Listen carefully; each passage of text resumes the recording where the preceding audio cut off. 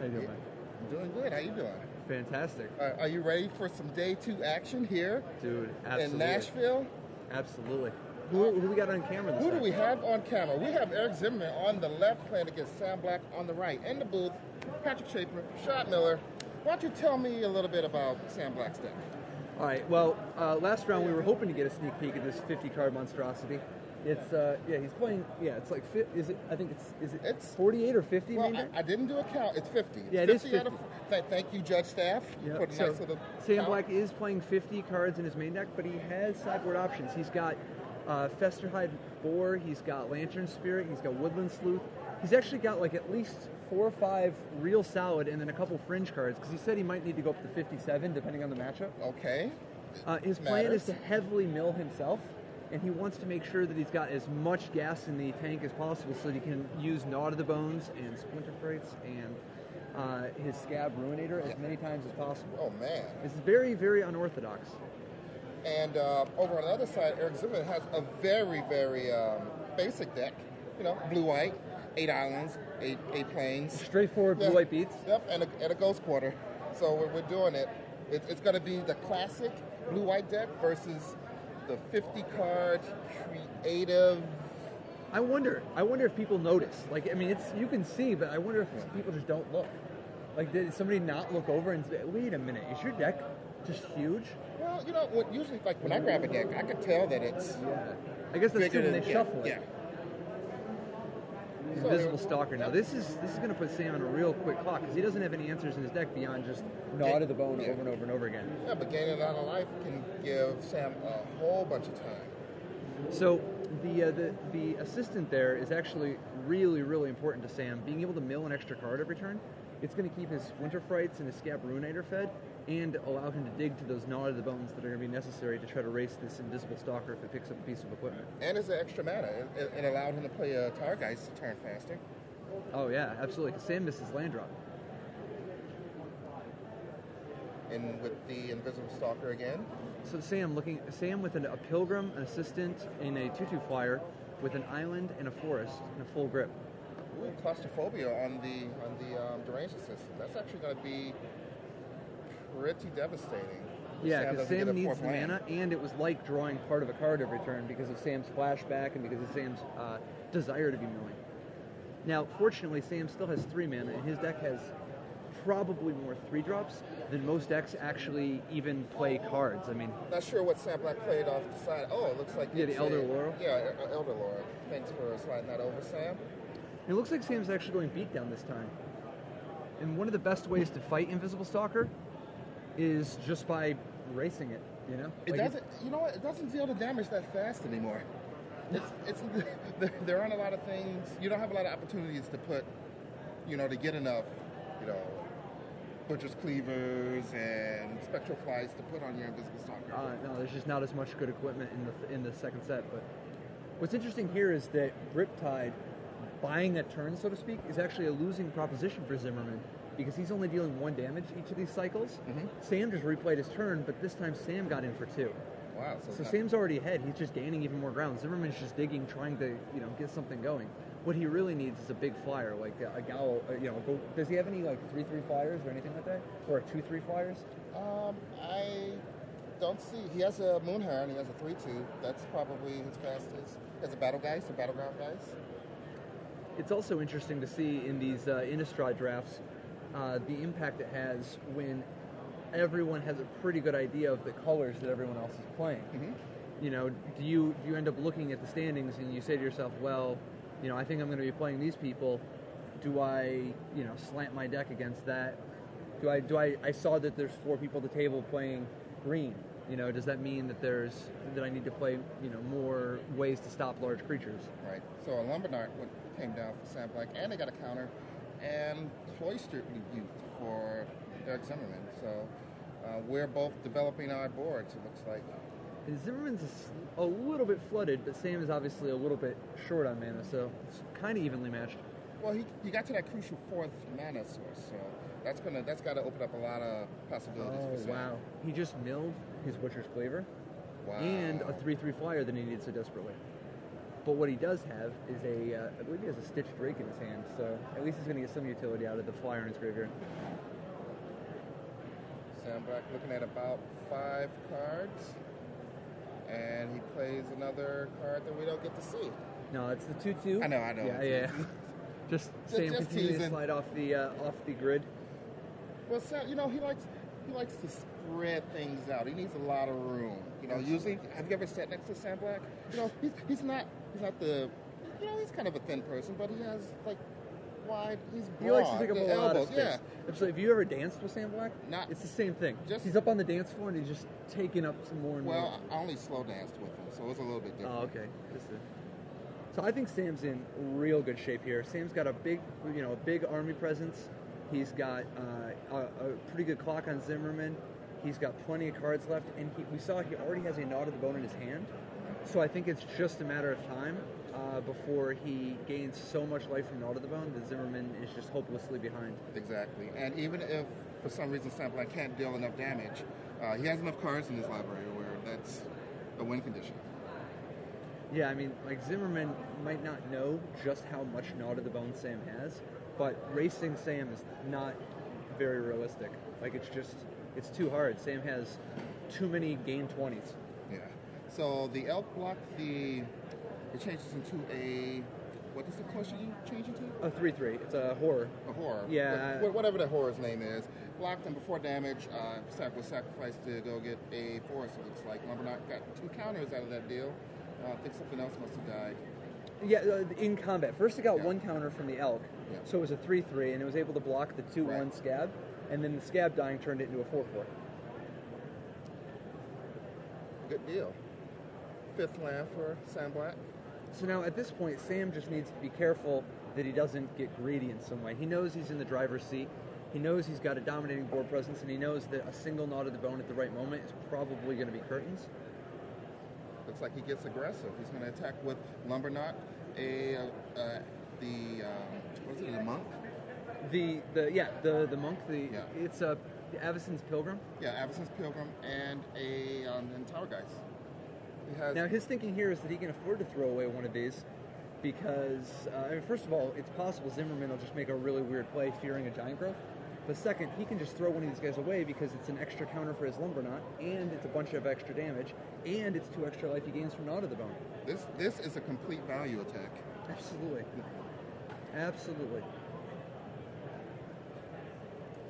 So, and the problem is when you're Zimmerman in this position, you know that he wouldn't be making this attack unless you were in pretty bad shape anyway. So, yeah. But all he can do is just try to play around it. Yep, so the Stitch Drake jumps in front of the Tower Geist, and the other 2 creatures get through. Lumberknock gets another counter. Eric is down to 5 life now. Now, I think it's possible we might see Gnaw to the Bone here. The fact that he could just wait even longer, but he might just play 1 now, just for the safety net and just to save the mana later. Do you think that Eric has any clue that Gnaw to the Bone is in for Sam's sure. deck? Oh, for sure. I think that, if he picked up Sam's deck, nobody sits down with a 50-card deck unless they have some amount of Gnaw to the Bone. Or just some type of way to get value out of your graveyard. Well, exactly. Gnaw to the Bone is one of the 2 key ones. The other one that a lot of people will play is Spider Spawning. Those are usually the 2 that are more important than the rest.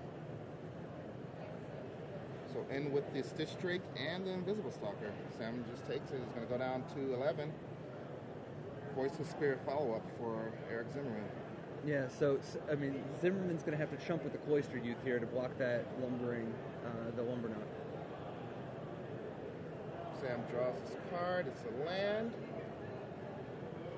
So Sam's still playing with the cards that are on board. Equips the quiver onto his priest, and he takes out the Voice of Spirit. That Lumberknock is slowly getting out of control. Sam decides not to even show him the Gnaw to the Bone. I mean, what? You don't need to, especially when you have... Zimmerman packs it up. He had 2 damage on the board with the quiver anyway. Tap, the quiver tap. Now, does Zimmerman have... Zimmerman does have a Purify the Grave that he could bring in? Now, interesting enough, we didn't see any cards from Sam Black that, did anything from the graveyard. Right. He never ended up. Well, he never ended up having to play any of them. Yeah, he didn't do anything. He didn't use his graveyard at all. Right. So it may be, kind of out of sight, out of mind. Eric's not going to bring it in. That's true. Like, it may be that he just says, "Oh, he's a blue-green creature deck," and forgets for a minute. He sat down with 50 cards. Yeah. It's not like Magic Online where you see the big number 50, and then sometimes you don't even notice that one. Yeah, for sure. Now, it's possible Sam's going to bring in the Lantern Spirit here just because the Flyers were so effective in the last game. Mm-hmm. But can't be sure.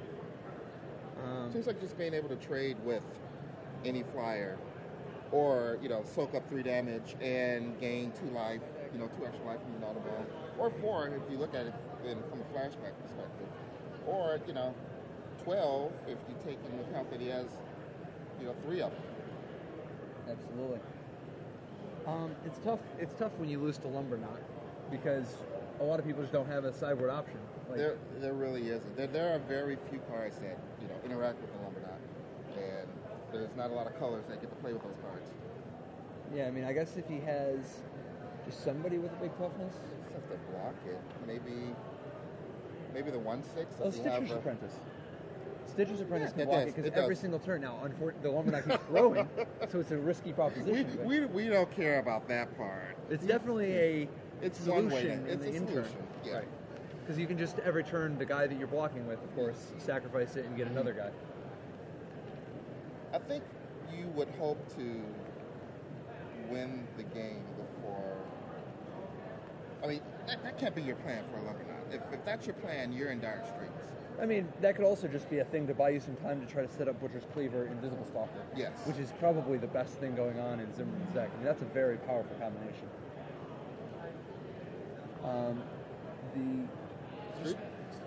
That's the Screeching Scab. It's a 2/1. I was thinking it was the Headless Scab. Yeah, I mean, Zimmerman's deck is just a good, fast, relatively consistent blue-white aggro deck. I think he doesn't want to try to get too fancy. The worst thing that could happen is if he tries a bunch of crazy tricks, and Sam just comes out straightforward again. Right. So Zimmerman probably just needs to look for an aggressive hand and be willing to mulligan a hand that's too slow because he's not going to win going long against Sam. Sam has a hand with looks like about 4 land and the elk, and also a self-help occultist maybe. Whatever it is, it looks good enough to keep. I would keep that. Snap. Retroactive snap keep. Just tank, then snap keep. So here we go. Forest versus Evolving Wilds, which turns into an island. So great the impact Evolving Wild has had on the both limited and constructed, just opening up the possibilities. It's a very, very fair dual land, but it can also give those extra colors to help for off-color splashes, like off-color flashback. Wisely targeting himself, Zimmerman. With the Screeching Scab. Absolutely. It helps, gives you a few percentage points for trying to get the early Stitch Drake. So, Zimmerman continuing the beats. Yep. Offers to trade with the Dawn Treader elk, and obviously Sam says, I got better plans for this guy. There's very few things that one wouldn't trade a scab for. Mentor of the Meek, though, is actually potentially a huge problem for Sam. He has no answers in his deck to it, so it's just a matter of trying to race it. Because for effectively, Zimmerman's just going to be able to just, draw an average of 2 cards a turn now. Whether or not Sam can keep up, it's possible he can.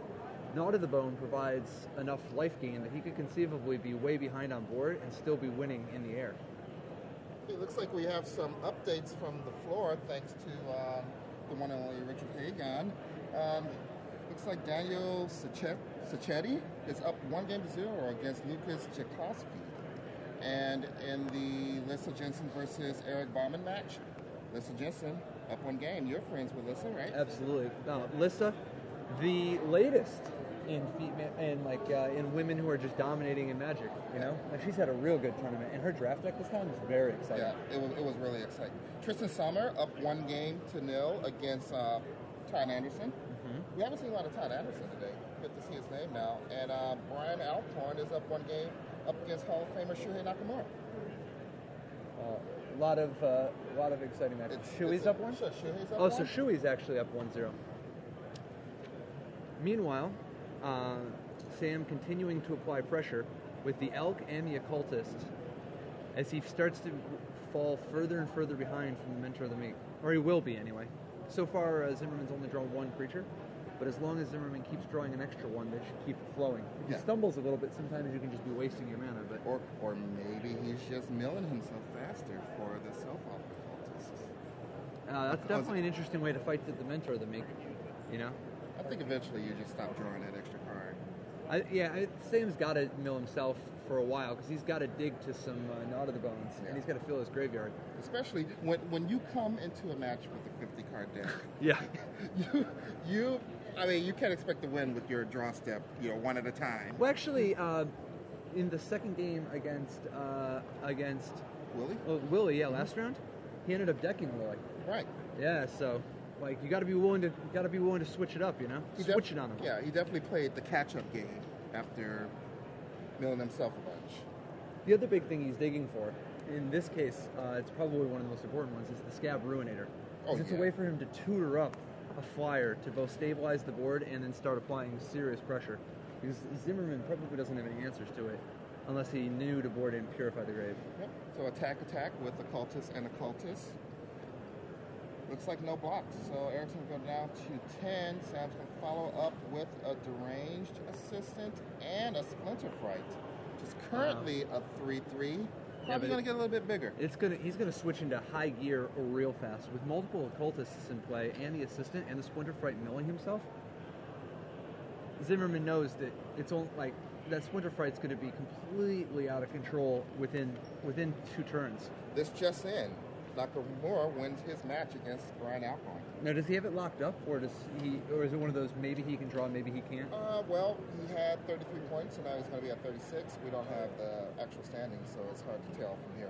Ben Stark, also a winner over Will Craddock, and possibly we can get him in after this game, or after this match, because we followed his draft, and we can probably just kind of walk along the path and in the mind of Ben Stark. Oh, absolutely. I mean, he's one of the coldest who ever did it.